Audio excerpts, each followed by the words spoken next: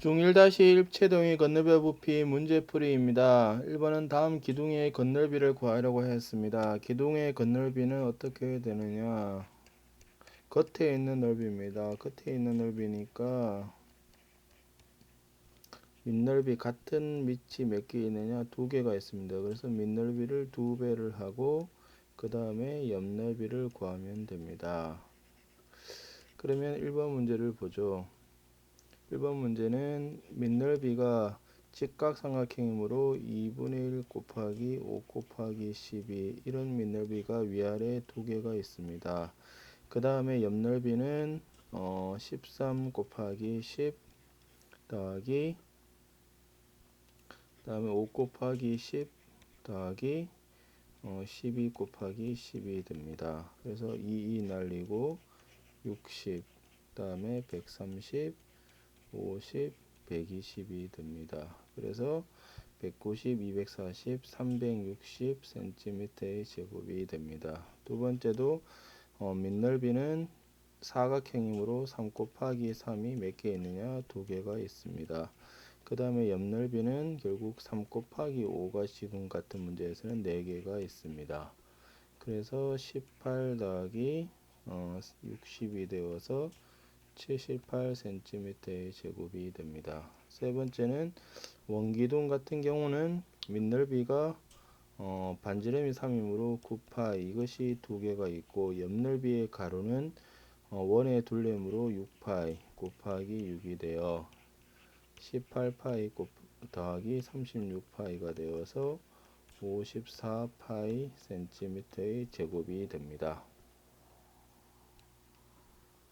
다음 기둥의 부피를 구하라고 하였습니다. 기둥의 부피는 어떻게 구하느냐? 기둥의 부피는 밑넓이 곱하기 높이입니다. 밑에 있는 넓이를 구해서 그것을 높이랑 곱하는 것이 부피가 됩니다. 그러면 1번 문제는 밑에 밑넓이가 직각삼각형이므로 2분의 1 곱하기 6 곱하기 8이고 높이가 10이 됩니다. 약분을 하면 240cm의 세제곱이 나옵니다. 두 번째는 밑넓이가 직사각형이므로 6 곱하기 7 높이가 8이 됩니다. 그래서 6, 7이 42 곱하기 8이므로 36이 되겠네요. 336cm의 세제곱이 됩니다. 3번은 원기둥으로 밑면의 넓이는 9파이 높이가 8이므로 72파이 cm의 세제곱이 됩니다. 오른쪽 그림 밑면의 반지름의 길이가 4cm 원기둥에 반지름의 길이가 2cm 원기둥의 구멍을 뚫은 이 입체동의 부피를 구하라고 하였습니다. 그러므로 부피는 큰 원기둥의 부피가 반지름이 4이므로 16파이 곱하기 5가 되고 작은 원기둥의 부피는 밑면이 4파이 높이가 5가 됩니다. 그래서 80파이 빼기 20파이가 되어 이것은 60파이의 cm의 세제곱이 됩니다. 그래서 만약에 이거의 건널비를 물었으면 건널비라는 것은 겉에 있는 넓이므로 밑면의 넓이는 뭐가 되느냐면 어떤 모양이 되느냐 밑면은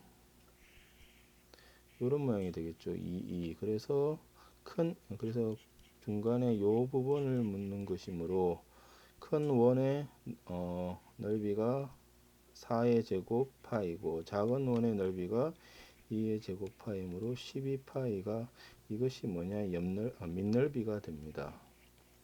그 다음 옆넓이는 바깥쪽 원기둥과 안쪽 원기둥의 색칠을 다 해야 되므로 전체 건널비는 2 곱하기 12파이 더하기 큰 원기둥의 옆넓이가 밑면의 반지름이 3으로 8파이 곱하기 5가 되고 작은 원기둥의 옆넓이가 반지름이 2이므로 4파이 곱하기 5가 되어서 24파이 더하기 40파이 더하기 20파이가 되므로 84파이 cm의 제곱이 됩니다.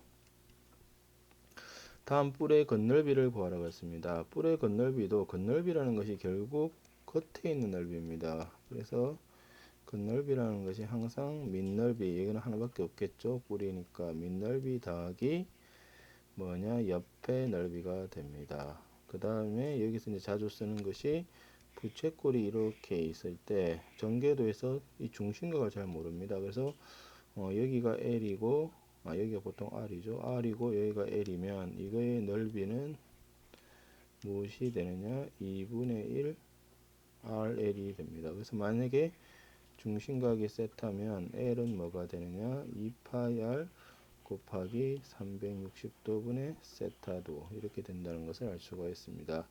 그래서 이것을 사용해서 건널비를 구하면 1번의 전개도를 그리면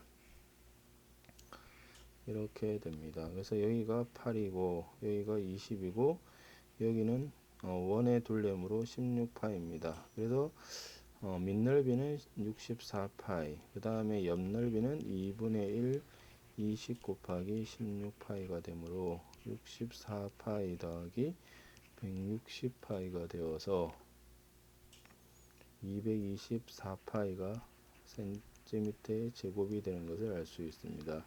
두 번째는 밑넓이는 뭐냐, 10 곱하기 10인 직사각형이고 옆넓이는 밑면이 10이고 높이가 10인 삼각형이므로 2분의 1 곱하기 10 곱하기 10이고 그게 몇 개 있느냐, 4개가 있습니다. 그래서 100 더하기 약분하면 2가 되어 240이 되므로 340 cm의 제곱이 됩니다. 뿔의 부피를 구하라 그랬습니다. 그래서 뿔의 부피는 뭐가 되느냐, 3분의 1 곱하기 밑넓이 곱하기 높이가 됩니다. 뿔의 부피는 3분의 1 곱하기 밑넓이 곱하기 높이가 된다. 이것을 외워두셔야 되겠죠. 그래서 1번은 3분의 1 곱하기 밑의 넓이가 직각삼각형이므로 2분의 1 곱하기 6 곱하기 8이고 높이가 10입니다. 그래서 이렇게 날리면 80cm의 세제곱이 됩니다. 두 번째는 밑넓이가 3분의 1 곱하기 직사각형이므로 6 곱하기 7, 높이가 8이 됩니다. 그래서 이렇게 약분하면 14 곱하기 8이 되므로 112cm의 세제곱이 됩니다. 세 번째도 3분의 1 곱하기 밑넓이는 원의 넓이므로 9파이, 높이가 8이 되어서 24파이 cm의 세제곱이 된다는 것을 알 수가 있습니다. 원뿔대의 부피는, 원뿔대의 부피는 어떻게 구하느냐, 큰 원뿔의 부피에서 큰 원뿔의 부피 빼기 작은 원뿔의 부피입니다.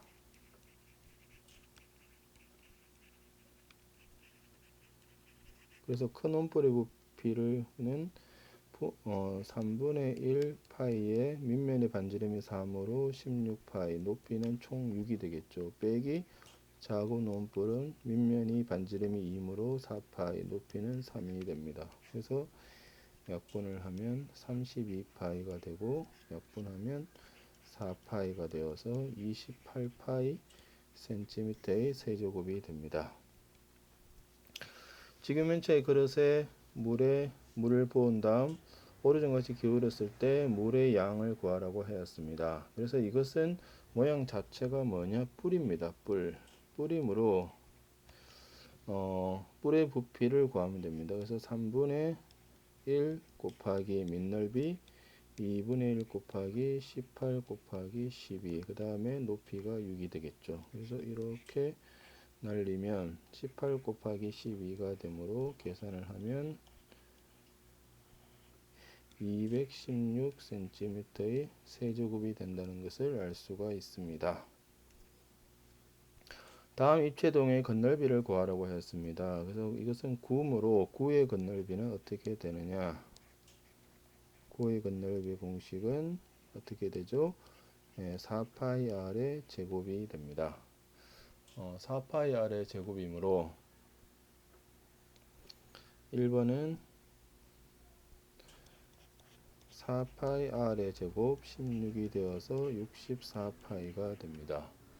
그 다음에 2번은 반구이므로 반구가 되어 2분의 1의 4파이 곱하기 반지름이 5이므로 5의 제곱이 되지만 하나 더 있습니다. 어디냐? 이 밑쪽의 넓이도 계산을 해야 됩니다. 밑쪽은 반지름이 5인 원이므로 25파이가 됩니다. 그래서 50파이 더하기 25파이가 되어 건널비는 25파이의 센티미터의 제곱, 여기도 단위를 붙이면 이렇게 됩니다. 다음 입체동의 부피를 구하라고 하였습니다. 9가 되므로 9의 부피는 뭐죠? 3분의 4 파이 r의 세제곱이 됩니다. 그래서 중간중간에 공식들을 외우셔야 됩니다. 그래서 1번은 3분의 4 파이에 2의 세제곱이 되므로 3분의 32파이 cm의 세제곱이 됩니다. 두 번째 거는 반구므로 반구가 되므로 2분의 1에 3분의 4파이에 반지름은 3으로 4의 세제곱이 됩니다. 그래서 이렇게 약분하면 3분의 128파이 cm의 세제곱이 됩니다. 그 다음 오른쪽 같이 반지름의 길이가 20cm인 구모양의 세 구슬을 녹여서 만들겠으면 녹였으므로 얘는 부피에 대한 얘기입니다. 그러면 반지름이 20인 부피는 3분의 4파이의 20의 세제곱이고 그 다음에 반지름의 길이가 2이므로 이렇게 나누면 되겠죠. 그러면 여기가 8천이 되고 이게 8이 되므로 알 수 있는 것이 1000개를 만들 수가 있습니다. 그 다음에 11번은 아까도 설명을 드렸던 문제인데 그 원기둥에서 중간을 잘라놓은 입체동의 건널비는 밑넓이는 어떻게 되느냐? 그림 자체가 이렇게 되겠죠. 이렇게 되어서 여기가 3이고 여기가 2인데 잘랐으므로 이렇게 되어 밑넓이가 되므로 큰 원의 넓이는 5의 제곱파이, 작은 원의 넓이는 3의 제곱파이므로 16파이가 됩니다. 그래서 전체 건널비는 16파이가 몇 개 있죠? 위아래 두 개가 있고 큰 원기둥의 건널비는 반지름이 5이므로 25파이 아니죠.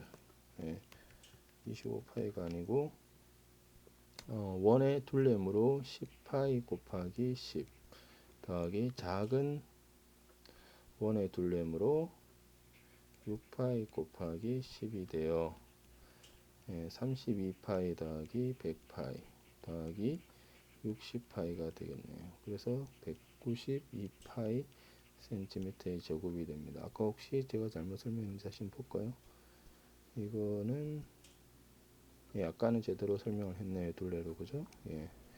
그래서 입체도형의 건널비를 계산할 수 있습니다. 자, 그 다음은 원뿔의 건널비가 36파이가 됩니다. 그래서 원뿔의 건널비라는 것은 전궤도를 그렸을 때의 넓이의 합입니다. 그러므로 요거는 3이므로 여기가 6파이가 됩니다. 그러면 여기를 L이라 두면 이 건널비가 36파이가 되는데 부채꼴의 넓이는 2분의 1 곱하기 L 곱하기 6파이고 밑넓이는 9파이가 됩니다. 그래서 이것이 3파이 곱하기 L 더하기 9파이므로 27파이가 3파이 곱하기 L이 되어 L이 9가 된다는 것을 알 수가 있습니다. 그래서 부채꼴의 호의 길이 6파이고 중심각을 모름으로 x 돌아두면 이것은 18파이 곱하기 360도분의 x도가 됩니다. 그래서 약분을 하면 3, 120이 되므로 x는 중심각은 120도가 된다는 것을 알 수가 있습니다. 자, 그 다음은 오른쪽 그림과 같이 밑면의 반지름의 길이가 3cm인 원뿔을 평면 위에 놓고 꼭지점 O를 중심으로 6바퀴 굴렸더니 원래의 자리로 돌아왔다. 그러면 6바퀴 굴려서 원래의 자리로 돌아왔다는 것은 여기가 L이고 요 원의 둘레는 6파이가 됩니다. 그래서 6파이를 6번 돌렸으므로 6바퀴 돌렸으므로 둘레가 얼마가 되느냐? 둘레는 36파이가 되겠죠. 그러면 이 둘레라는 것은 2파이 L이 되니까 L이 18이라는 것을 알 수가 있습니다. 그러면 어떤 뿔이냐면 이런 뿔인데 여기가 18이고 여기가 3이 됩니다. 그러면 요거의 전개도를 그리면 이렇게 되니까 여기가 3이고 여기가 6파이 여기가 18이 되겠죠. 그래서 이거의 건널비는 부채꼴의 건널비 더하기 밑면의 넓이므로 2분의 1 곱하기 18 곱하기 6파이 더하기 밑넓이 9가 됩니다. 그래서 약분을 하면 54파이 더하기 9파이가 되어 63파이가 된다는 것을 알 수가 있습니다. 이것으로 중1- 입체도형의 건널비와 부피 문제풀이를 마치겠습니다.